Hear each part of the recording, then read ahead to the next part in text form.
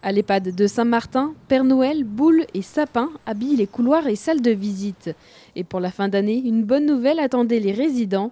Le nouveau protocole sanitaire du gouvernement prévoit l'autorisation des sorties en famille depuis le 15 décembre.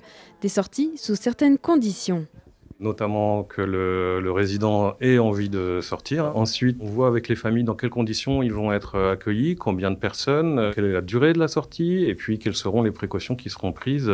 Puis au retour du résident, donc on procédera à une semaine d'isolement. On pratiquera aussi un test PCR à 6 jours du retour du résident. Ce qu'on veut faire, c'est autoriser les sorties et par contre maintenir une certaine sécurité au sein de l'EHPAD pour l'ensemble des résidents. Sur les 65 résidents, ils ne seront que 2 à passer les fêtes en compagnie de leur famille cette année, contre une petite dizaine habituellement.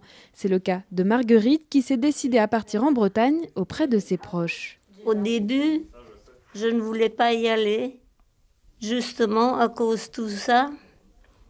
Et puis je me suis laissée tenter. Mon cœur parlait plus fort. Et ça manque toujours, hein. Les enfants, les petits-enfants. Dans l'établissement, 3 lieux de visite ont été organisés pour limiter la circulation des familles. Résidents et visiteurs se retrouvent autour d'une table avec un plexiglas et du gel hydroalcoolique.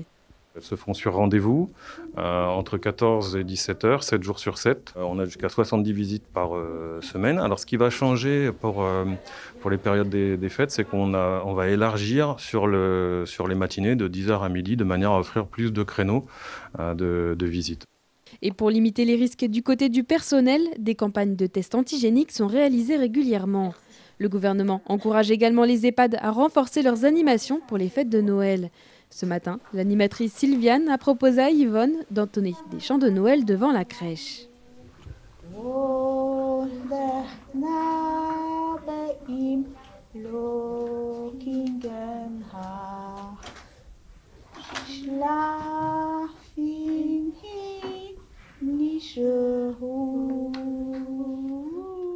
C'est très difficile pour eux déjà de ne pas voir leurs proches autant qu'ils aimeraient. Je ne remplacerai jamais les familles, ça c'est un fait, mais leur apporter du réconfort, apporter un peu de joie, la gaieté, des bonnes choses à manger aussi, c'est important. Pour éviter les risques de contamination, les animations se feront en petits groupes. Des traditions de Noël d'autant plus précieuses cette année. C'est tellement beau dans les souvenirs et aujourd'hui encore, malgré tout ce qui se passe, hein, c'est une fête d'espérance et de joie.